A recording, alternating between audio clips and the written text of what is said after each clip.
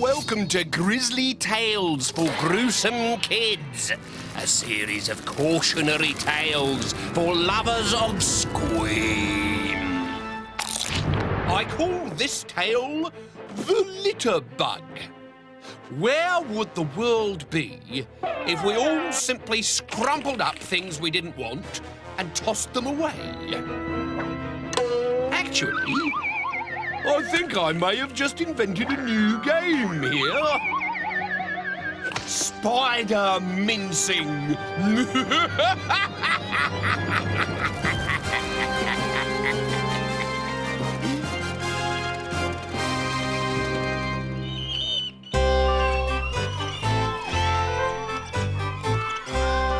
Once upon a time, people wore tights to stop rats running up their trouser legs.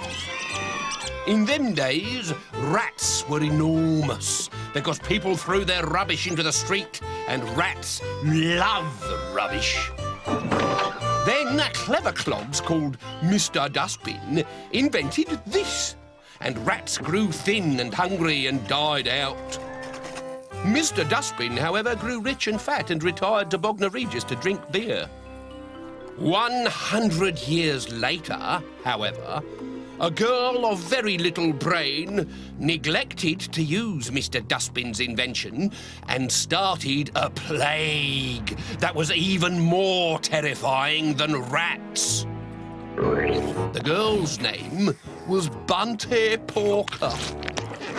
Bunty was as large as a double-decker bus because she never stopped eating. But it wasn't the quantity of food that was the problem. It was the packaging. Plastic cartons, scrunched up sweet papers, and soggy pizza boxes. Filling dustbins wasted valuable eating time, so Bunty simply dropped her wrappings where she stood. People pointed out that she was creating a litter mountain, but it didn't stop her. She just made herself a mega-large Macintosh with extra deep pockets and scattered her gluttonous junk at night when nobody was looking. Bunty Porker was a litter bug from hell. In no time at all, her litter mountain covered the whole country. It clogged up streets, filled in lakes and flattened mountains. It stretched up through the clouds as far as the eye could see. Whole families were trapped in their homes, and farm animals were buried in crud. Very soon, Bunty was the only person who ever went outside. She was the only person big enough to wade through the litter swamps. She was the only person who could stand the foul pong that hung over the land like a damp blanket. Then, one day, they came. The big black bugs. To them, the pong was pure heaven. It was like waking up in the morning and smelling toast downstairs. They came from Bulgaria in their hordes to slurp and scavenge, to swill and swig, to gloop and guzzle, to blow up and bloat like the rats had done before them. It was the Queen who snapped first. Yes? Queen here, Prime Minister. Stop being a layabout and do something about this rubbish. I can't get out to walk the corgis. Oh, I'll get onto it straight away, Your Majesty. Too right you will, chummy. They're only little dogs and they can't hang on much longer.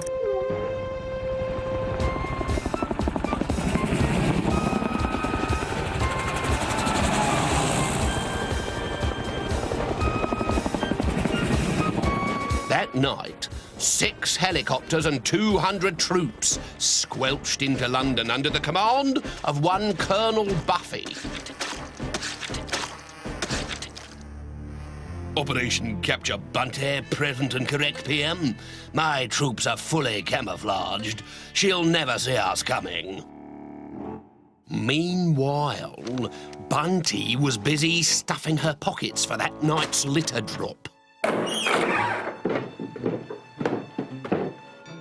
At the stroke of midnight, she left her house, belly flopped into the sticky black river that flowed outside her front door, and swam down the road to the foot of the litter mountain. Blue bottles buzzed as she heaved herself out of the slime and climbed towards the summit. Something glooped in the darkness, but Bunty pressed on. The quicker she could dispose of her litter, the sooner she'd be home in bed. There it was again, that rustling. In the moonlight, she clearly saw the mountain move. There was something inside it, something huge and hungry, something slavering and slurping, trying to dig its way out. Colonel Buffy was waiting to capture Bunty in a classic pincer movement. Wait for it, lads, wait for it. Don't anybody move until you can see the whites of her eyes. Lord Lavaduck, sir, what's that horrible noise? Silence in the ranks! Stand by to attack! Bunty was standing on the putrid peaks, offloading her foul cargo, when suddenly the air was filled with screaming and shouting. The Colonel's classic pincer movement had begun. But before his troops could lay a hand on Bunty, the litter mountain shook again, and a long, black feeler slid out of the rubbish like a tentacle from the deep. Retreat! The cowardly Colonel withdrew his troops and left Bunty Porker to face a classic pincer movement of quite a different kind. Bunty felt the earth shudder. She lost her footing and slipped. Whereupon a second feeler twitched its way through the quaking mire. It grew and grew until it was 30 feet long. Bunty couldn't believe her eyes. This wasn't possible. No bug was that big, unless... Her heart trembled and stopped. Unless the big black bugs from Bugaria had been eating the rubbish and grown into giant black bugs. The mountainside tore open in front of her. Two enormous black pincers flashed past her head. The litterbug was hungry. With one enormous gloop, the giant jaws sucked up 3 tons of litter, and the bug licked its lips.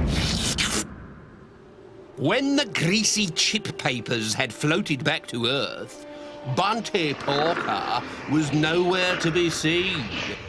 She had disappeared along with all the rest of the rubbish. The litterbugs ate Bunty's mountain, then flew away in search of food elsewhere. But Bunty's gloopy demise served as a reminder to others. Nobody dares drop litter now. Nobody, that is, except for big, black bugs. So, Spindleshanks, I trust you use litter bins? As litter bins? As restaurants? I thought as much. And what's your favourite? A double fleas burger with a side order of French flies? Ugh.